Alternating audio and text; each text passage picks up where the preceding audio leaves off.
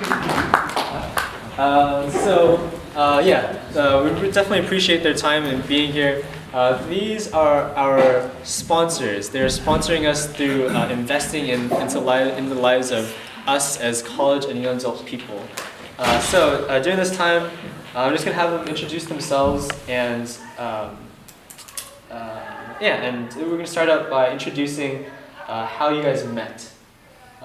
So we'll go from there. And so I'll be here as a moderator if needed, but I'm going to just kind of hand it to them and they'll field any questions and kind of dictate how the conversation goes. So go ahead. Thank you. So they want me to start for many reasons. Not just because we're the most loving couple versus the comparison, but we've been married 27 years. And so the way we met was that at USF, there's an annual luau, and it's a big thing for alumni and students. And so about 200 people come in just to watch the luau, watch people dance and eat Hawaiian food. And so for some reason, I'm not Hawaiian, but the Hawaiian Club wanted me to be the MC. So I was the MC and Romina was a dancer. And so there's a lot of practices, all months before the luau. And I never noticed her in any of the dance practices or anything like that. And she probably noticed me, but. And the reason I was speaking first is because I want you guys to get the correct story before she talks. And so on the day of the luau, I'm just concerned for everyone. I'm concerned for all the dancers. And so I see her and she gets hurt. She's bleeding or something. And I just, nicely and just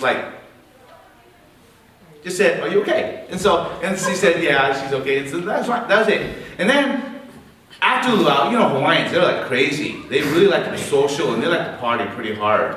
So after the luau, it got probably one of the craziest parties I've been to. And so there was dancing, and so we ended up dancing, and it felt really good because I told Romina she's probably the first girl I've ever touched outside of my family. And so it felt really good, to slowly dance with her. And I don't know. Yeah, young people now, they slow dance differently than back then, but back then, just to hold the girl, it felt kind of good. So that's how we met.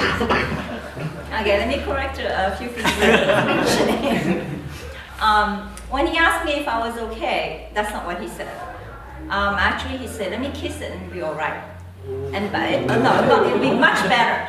And I looked at him like, "Oh, on the contrary, it'll be worse." And actually, it has been the motto of our marriage. Because he always says something, "I'll get better." I look at him like, "I'll get worse." So it's something that have remained all throughout our marriage. What else did you say? I think that's pretty much summed it up. Yeah. Wait, you noticed me, right? No. You want to keep going on that one? We kind of noticed each other, but we didn't know each other's name at the end of the evening. So following weeks, I heard my friends coming up to me, goes, "Do you know Rat Chang?" And I said, "No." "Well, he's been asking all over campus about you." I'm like, "Really?" And then when I saw him, I said, "Oh, that's him. He's the Brad Chang." And by then, he has found out my name. But we'll continue the rest later. Probably the only girl on campus that didn't know Brad Chang.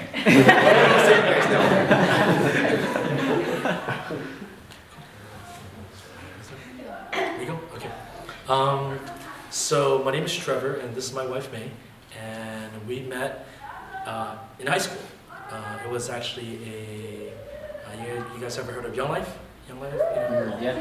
So it was like a youth fellowship, and it was my senior year, and she was in her junior year, and we went to Young Life, and that was the weekend that was like my birthday. They were celebrating and all that. So I came in, and then they have the praise time, just singing. So I sat down, and she was right next to me, and I just introduced myself. I was thinking, "Hey, my name's Trevor. Nice to meet you. How you doing?"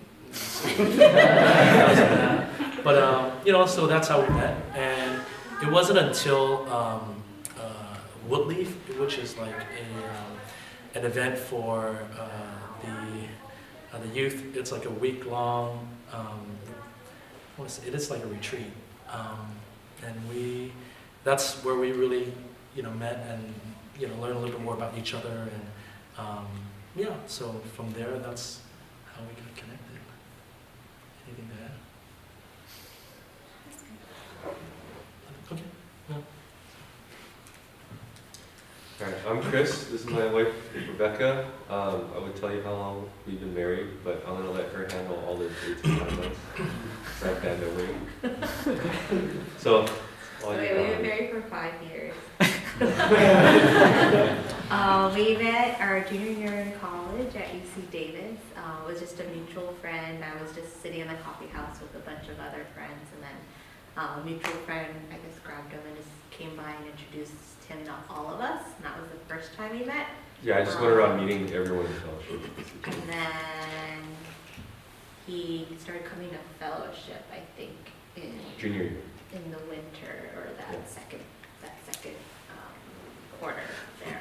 And then we started serving together, so that's how we got to know each other better. Yeah, senior year we started serving together, and We'll talk about well, more. let's talk about one here. Okay, that's fine. Yeah. Oh, I don't think we mentioned how long we've been. We're going on 27 years? seventh year. So we'll be married for 7 years in this June. So yeah, but we dated in high school, but there was a period of time where we took some time off, and it was because we'll leave that for that later. Yeah, so, cool.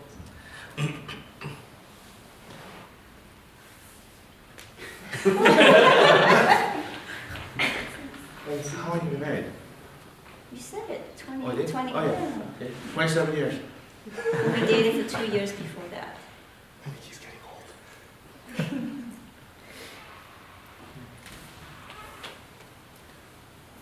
Okay. Would you like us to move on to the next section? So the next section is what you guys wanted from a relationship, what you were looking for.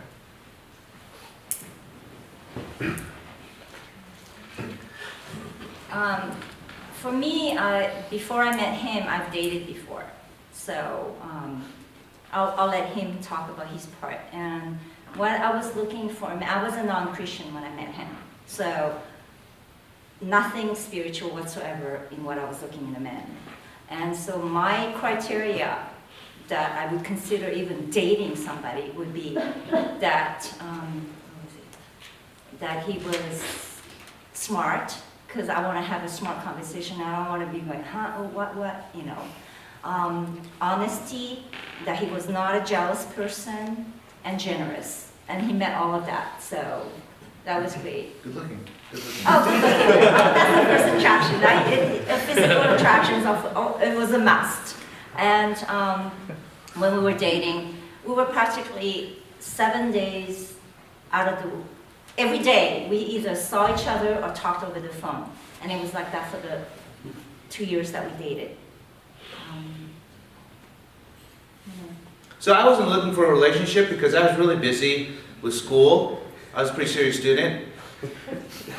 I also was involved in intramurals, and I played tennis at my school. So it took a lot of time. And I was having a lot of fun anyways in my social scene or whatever I did with my other friends. So I wasn't really looking for a relationship. But like I mentioned to people earlier, that like touching a girl, it kind of made me want to have a relationship. And I was a Christian, not a really strong Christian, but I was a Christian when we started going out.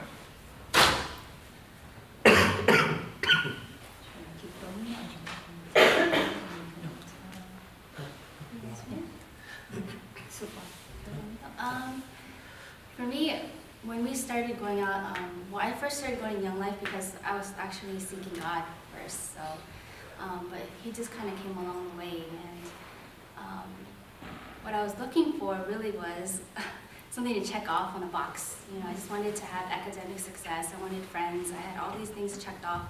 And I basically wanted to have a boyfriend because everyone in my group of friends had a boyfriend. So. Oh, it's a box. You're a box. Even God was a box too. Like I treated God in that way too. And so it kind of it was very similar. Anyways, I think I was 16, so I was just looking for what any 16 girl looks for. Someone who's popular, someone who's good looking, and someone my friends can be impressed with, you know, that kind of thing. So it was very superficial. And you know, I was one of those guys that I purposely didn't want to date, because if the person that came along, if they were not like a, I guess, you know, like marriage material, I don't see them, you know, mature enough to be my wife. I was that crazy, and she was like, when we first started dating, she, you know, her mentality was like, okay, you are too intense for me. You know, like I'm like, because my mentality is like, you know, if I'm dating this person's got to be like marriage material.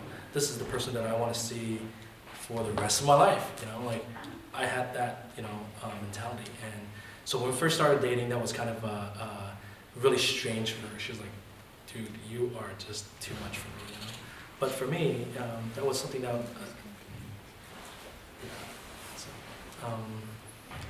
Yeah, he gave me this card. I mean, like, I was, you know, seeking God, so I've never heard of 1 Corinthians 13, and then he gave me this card that had all these things about love, and we just met, and I thought, I was freaking out. I was like, oh my gosh, is he in love with me?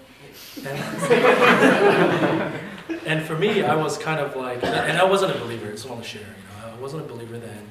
I was seeking myself, and there were certain leaders and people in my life, in young life, that were reaching out to me. And so I continued to seek, but I wasn't a believer.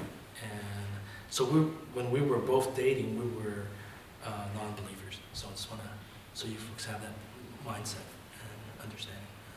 So yeah, so that's how we started in terms of what I was looking for. Somebody, you know, obviously, you know, attractive, but somebody who is a motherly figure, and somebody who I know that, you know, she's faithful, and somebody we can spend the rest of our lives together. So that's what I was looking for. And I was surprised that, actually there was, before I even approached her, I was worried that if I approached her, and if I wasn't, you know, if she wasn't ready, and it didn't work out, like I was worried that I might have lost the opportunity. So if it doesn't work out, maybe we could have worked out maybe 5 years or 10 years from now, but if I approach now, it would just ruin the relationship. I know, that's my mindset. So, but it worked out. I was 18, so,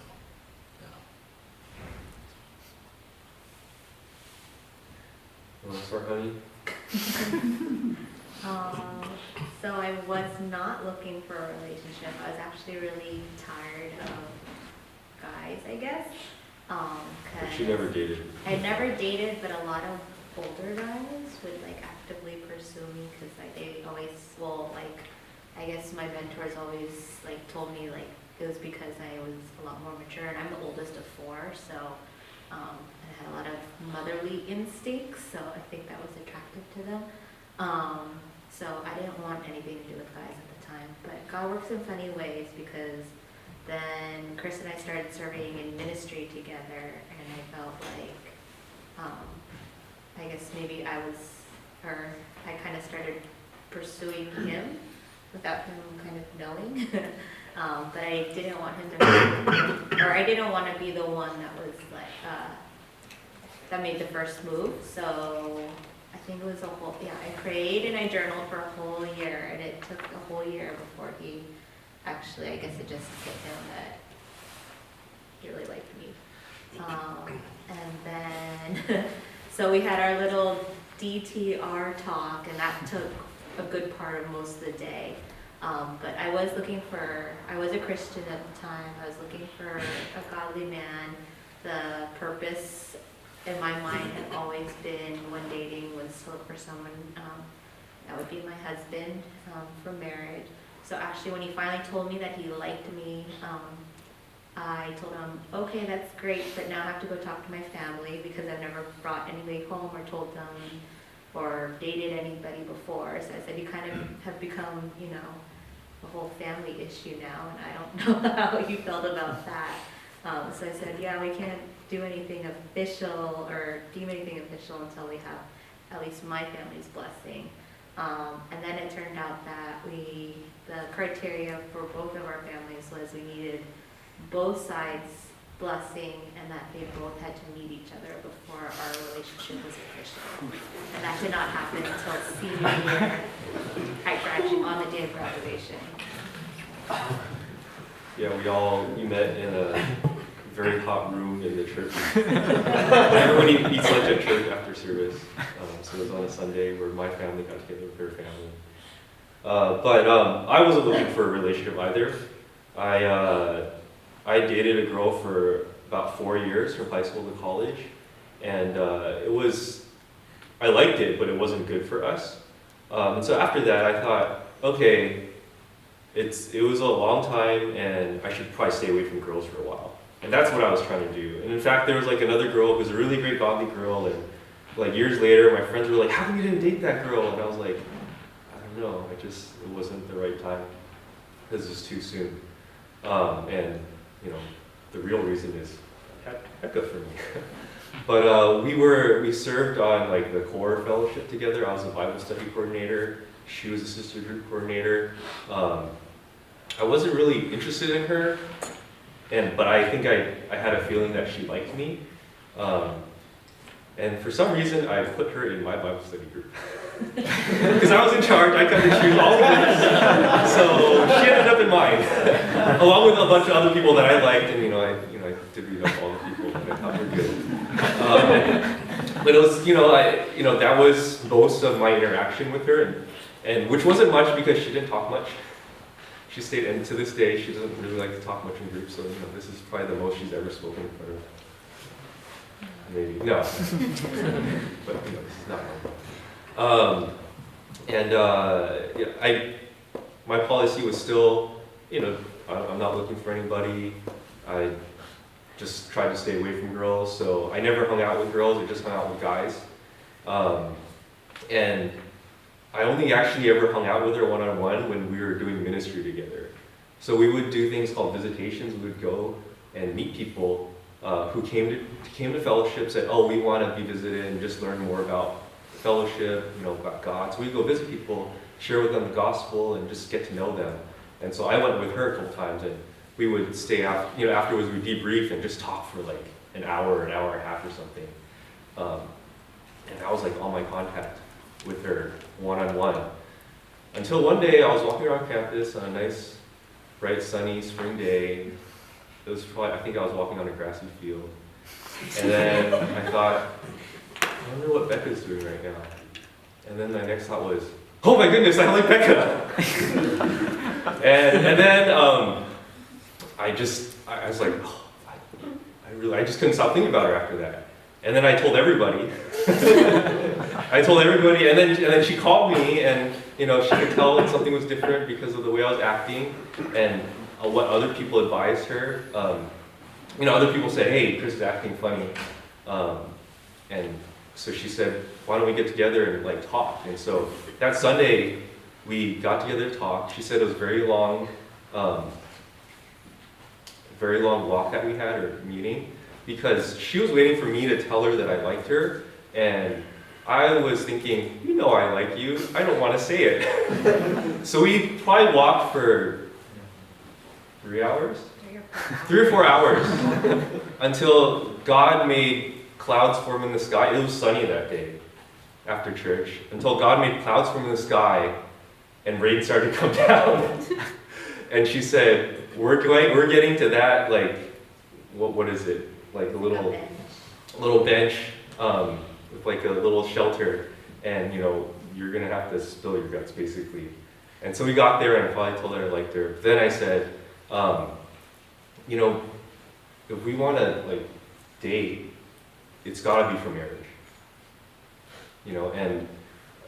I've been advised by several people about just relationships and stuff, and the most important thing that I carried with me was the idea that she needed to be willing to follow me. That husband's supposed to lead, wife's supposed to be able to follow. And so I asked her that, and she said yes. Wherever I go, I was like, what if I go to like China or something? What if I end up in, I don't know, Iraq, or I don't know if I said Iraq, but in like the Middle East or something like that. She said she would follow me if that were the case. And so it was basically marriage or bust. Marriage unless something really horrible went wrong. And So I also spilled my guts to her about what happened. She had to think about things, but we got together and but we can of course go through more. Oh, and up until the time we got to that gazebo thing, he was talking about himself in third person. Yeah, the third person. I was very nervous, very shy. I don't want to face up to reality. You only have to be courageous for 1 minute, basically. Chris, how old were you when that happened? The marriage talk? 22. Yeah. No. This is senior year, right before. Yeah. So it was probably in March. My birthday is in late March, so I was 21 or 22. I had a question. High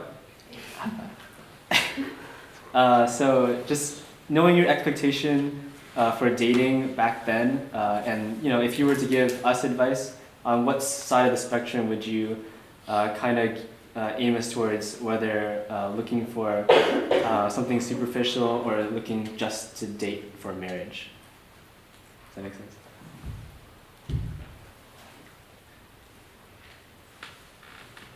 So we're the superficial couple, right? You're looking at me. So, well, I guess we're the superficial couple. Here's the spiritual couple. Okay, I get it. So we have children. We have an 18-year-old, a 20-year-old daughter, two daughters, 18 and 20, and a 24-year-old. So Romina had some really good advice to give to our youngest daughter when our youngest daughter at 12 years old started holding hands with a boy. Yes, I was in the parking lot waiting to pick her up from middle school. And then from far away, I'm like, I think that's my daughter there, but she's holding hands with a boy. So I'm like, oh, panic attack. I'm like, whoa, this is much sooner than I expected. I expected maybe 14, I started dating when I was 14. So I was like, oh, wait, whoa, that's 2 years earlier than me, okay. So anyway, that evening I said, come over here, I need to talk to you in the bedroom. And I told her, I said, okay, you're starting dating now. That's so-called dating, okay? Holding hands is dating in junior high.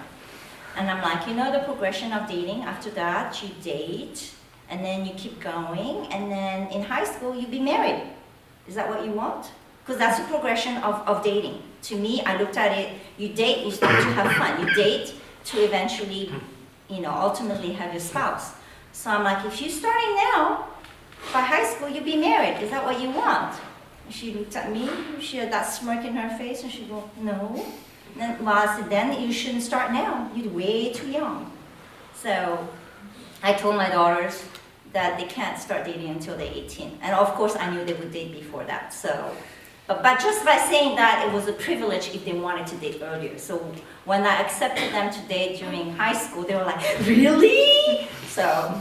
But the 12-year-old gets it because she'll go out on dates, but it's just like, I don't know, you want to call me superficial, it's just like hang out. But my advice now would be that it's very true what Romina just said, because when I was in college, 19 years old, and I started dating her, it can only go one place. Once you start getting serious, it just escalates so fast, and by the time I'm 21, I know I'm married.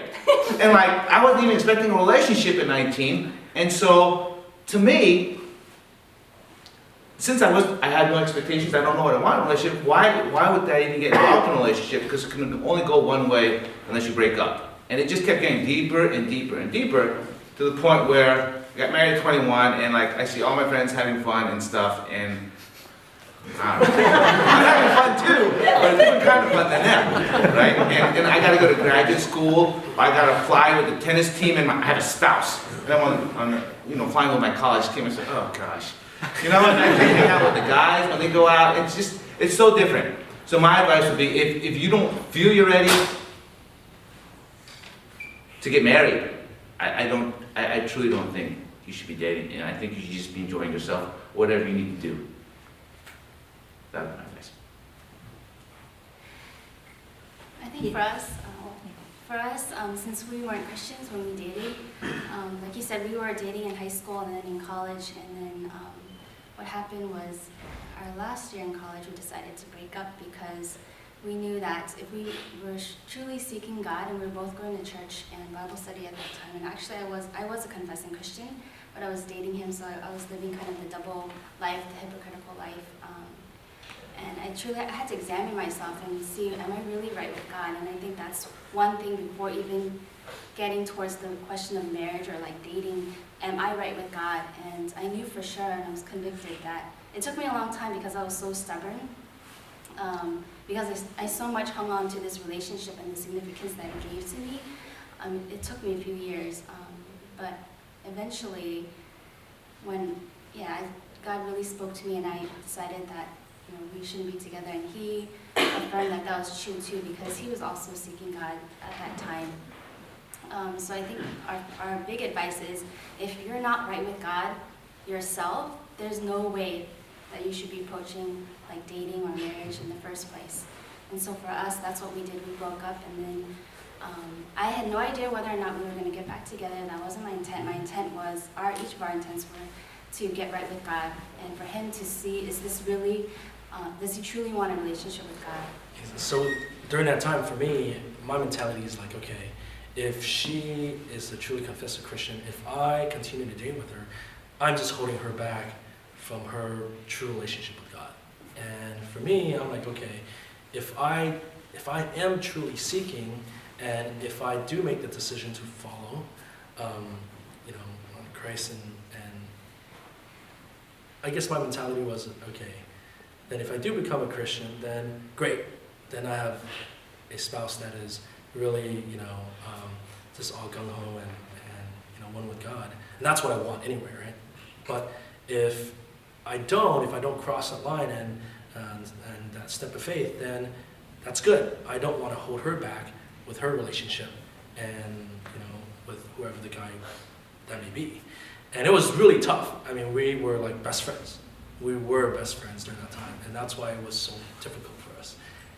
During that time, like I used to play these songs, like, if you love someone, you learn to let them go, those songs, and I'm like, oh, then, but my thing was, okay, all right, it is what it is. And during that time, I would say, I lived a secular life.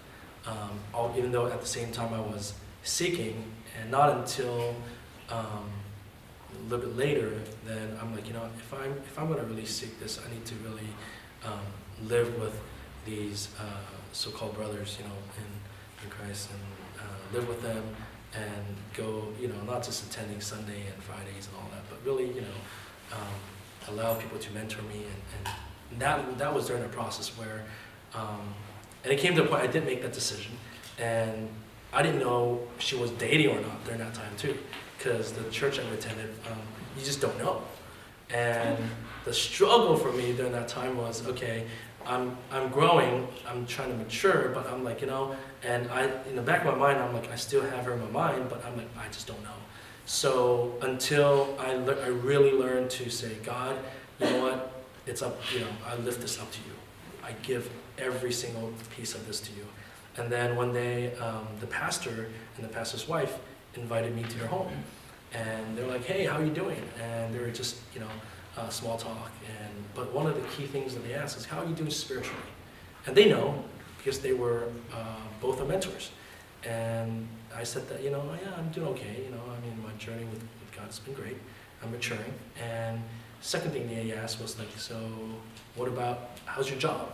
How are you doing at work? Are you doing okay? Are you stressed? And I said, I'm good. So the questions that they asked was to see if I was spiritually ready, and to even date. Number two, do I have a job? Am I, if I'm dating to get married, do I have a job that, I can, pay for the bills, and because, once we started dating and, we approached, her parents, first things that most parents do is like, what does he do?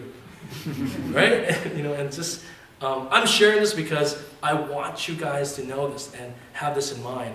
Because if you really want to date and go towards the plan of marriage, you better have, at least some of these. This is something more on the practical side, and also if you're spiritually, mature to even handle a relationship.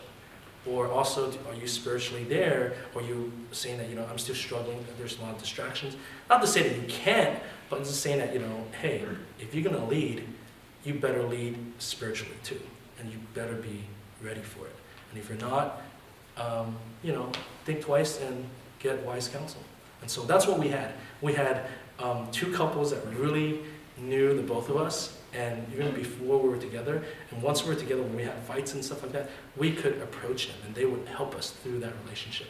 And that is priceless. And so if I would give some sort of advice now, looking back, I would say, the basics, are you spiritually ready? And do you have, a job and, and some, just the basics, right? And find some mentors in your life that really know the both of you.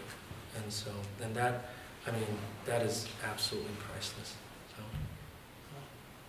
Yeah, one of the things was after he became a Christian, we had, at our church, we used to have a lot of altar calls. So he actually came up one Sunday, and I was like, it was really hard for me to see that, oh wow, I was so happy that he made a decision, but I felt like I couldn't celebrate with him because we were broken up. And after we broke up, we severed all ties. We didn't talk, but we still were in the same church.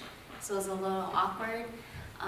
So everyone came up and was hugging him and congratulating him and giving God thanks, and I felt so awkward, and I was just in the back, and I was in charge of our welcome ministry, so I was I'm just going to clean up and kind of go away. And this is go off of what he was saying about mentoring. We had close relationships with our pastor, and his wife came up to me, and she can see that I was feeling really awkward about it, and so I was so thankful for her presence. And she came up to me, she's like, this is the first step for him, that he actually surrendered his life.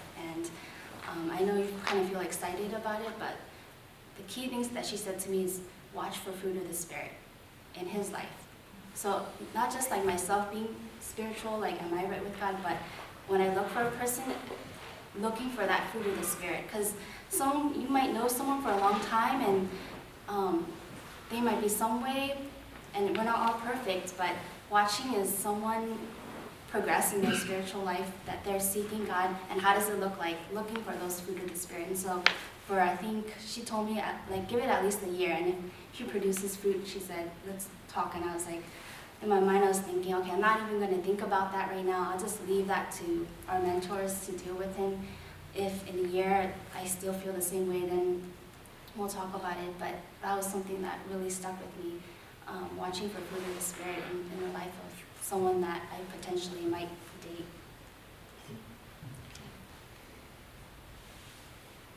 Wes, can you remind me of the question? The question, the one I had was just, well, I guess to rephrase, if you were to give us advice, what side of the spectrum would you guide us towards? Whether, hopefully not date for superficial reasons, but how close to date only to marry would you advise us? Should I just talk? Yeah. Okay. I would say I would just advise date only for marriage.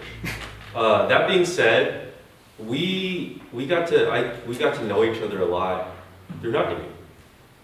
We had spent a lot of time with each other just in group settings. I'd seen how she was in the fellowship. I'd seen how she was in our meetings. I'd seen how she was doing ministry, and we each had our own reputations. We had so many people that knew the both of us,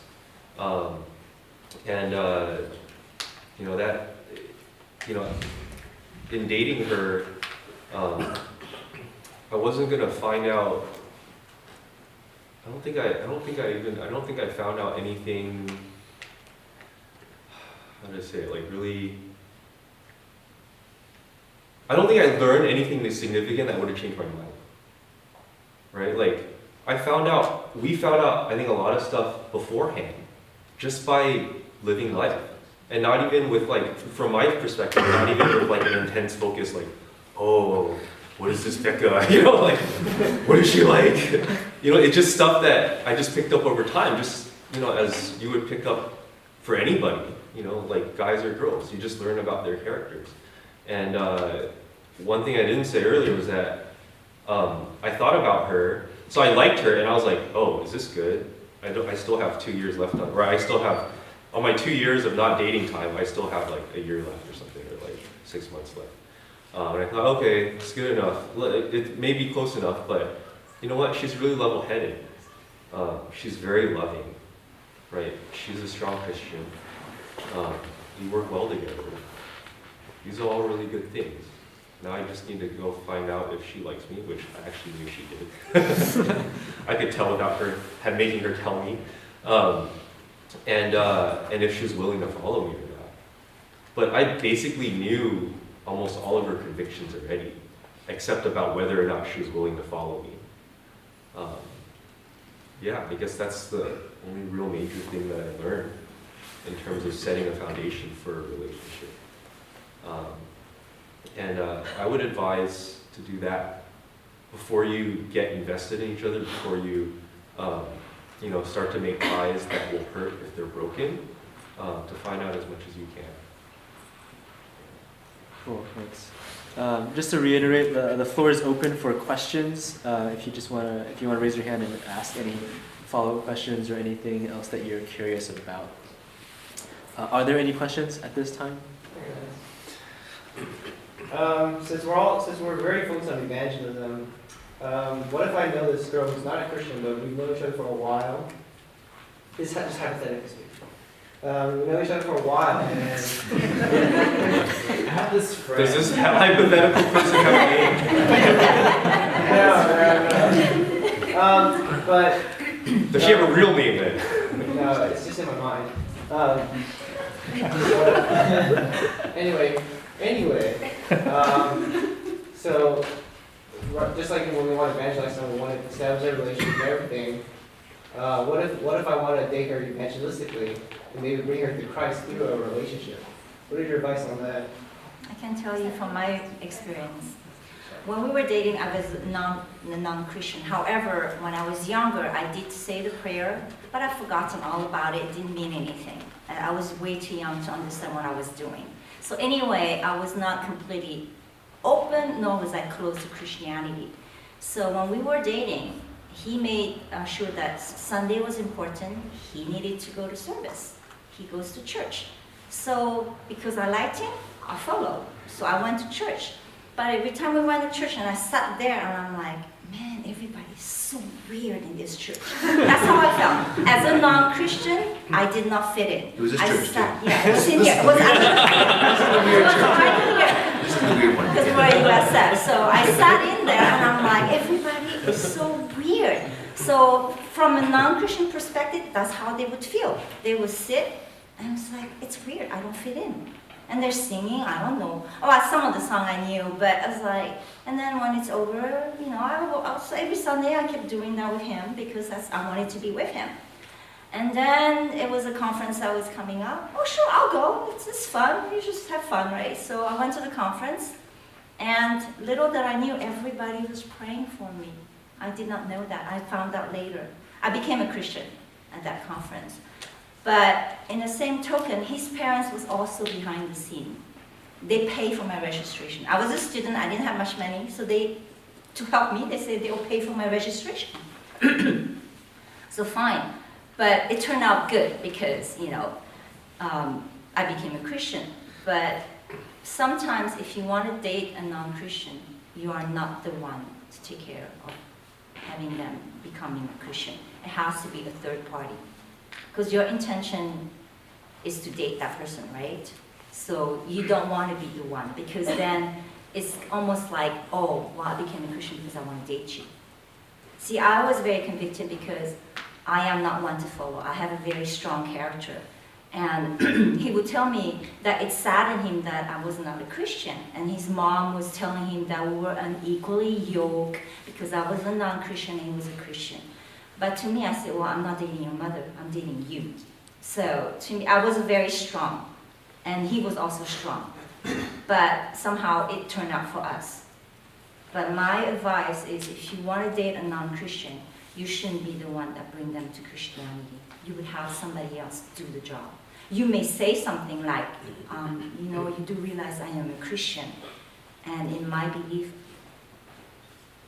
I date to marry, and my life partner should have the same goal as me towards God.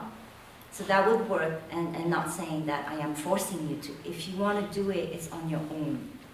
But it has to be somebody else helping you along the way, not you. Because then it may get all mixed up and say, oh, am I becoming a Christian because of him? Or because I really want to, it's for myself. So I just want to have that little distinction. So just for clarification, it wasn't missionary dating either. Because I wasn't a strong Christian, and I wasn't saying, oh, I'm going to keep this relationship so I can evangelize to her. That was not the whole purpose in our relationship, just because my spirituality wasn't there. It just so happened to turn out that way. I wasn't trying to do it.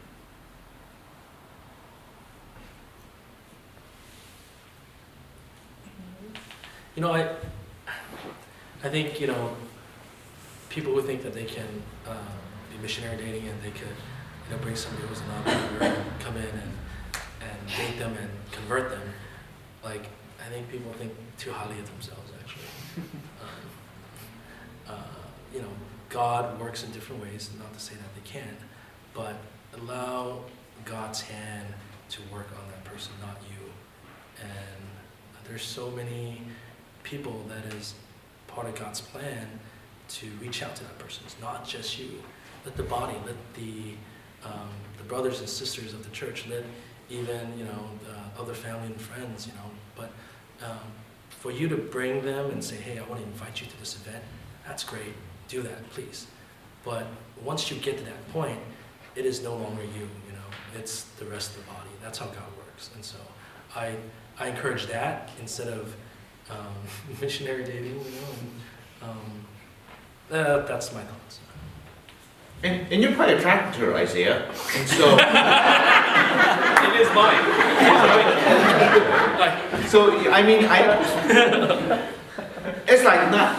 I don't think we're saying don't be friends with her. I mean, hang out in a group setting and go out, but I don't know what you call dating. One-on-one, yeah, dating, but like if people are pairing off, I think that would be dating too. I don't think there's anything wrong with keeping that relationship, but just understanding that you really don't want it to go any further than a friendship.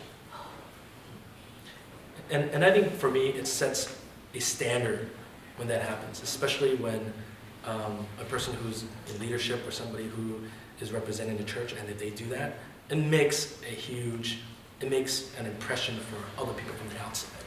And so keep in mind, you're just not representing yourself, you're representing, you know, whatever leadership or things that you're part of. And so I would advise that people would think twice before they do, or get some advice. I know you're not talking about yourself either. I guess I can ask a question for myself, then, if that's what we're doing. Just want to answer. Okay, thank you.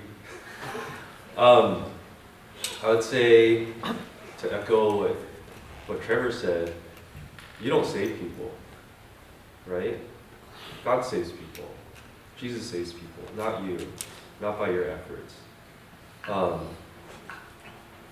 Yeah, that's probably the biggest thing. The other thing is, you know, you'll definitely muddy the waters, right? To mix the dating relationship with a relationship for Christ, it's not a good thing, right?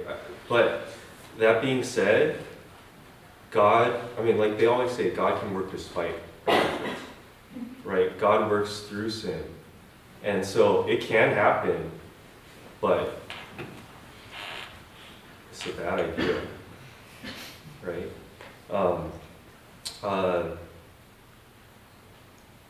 Yeah, I mean, that would be most of it. I had other things that I thought of, but now I don't remember. It's about an hour and 15 minutes past my time. There's got to be more questions out there.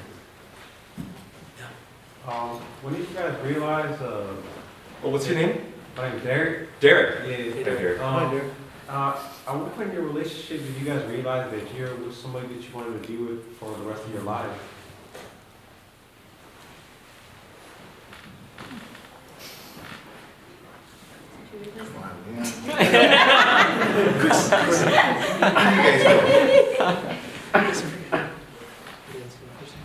Well, for me, when I date, I am not dating just to have fun and date for dating.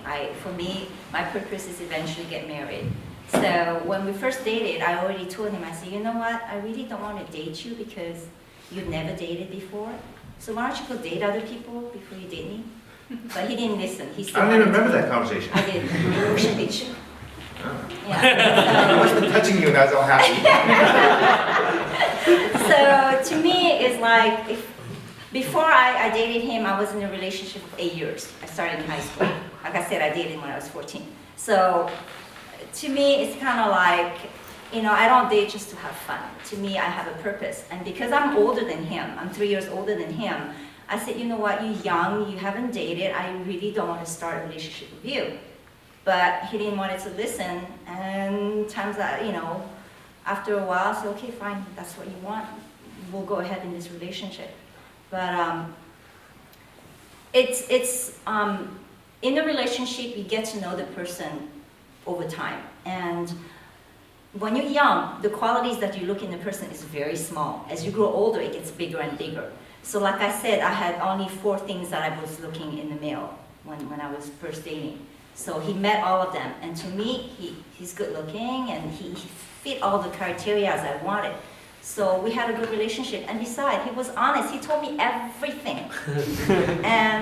and he wasn't jealous. You know, because in my previous relationship, the guy was so jealous I couldn't even talk to another guy, like all over me. And that really, I did not want. So when did I know that we were getting, well, it was kind of almost like, well, I need to go back home because I was an international student, so I need to go back home. And it was kind of like, well, I had everything packed and ready to go home. And then like 2 weeks later, it was, I forgot when I was supposed to leave and decided we were going to get married. And we had 2 weeks to prepare for our wedding. Because it was either that or I can't stay here. My visa expired, I have to go. So we prepared everything in 2 weeks and we got married.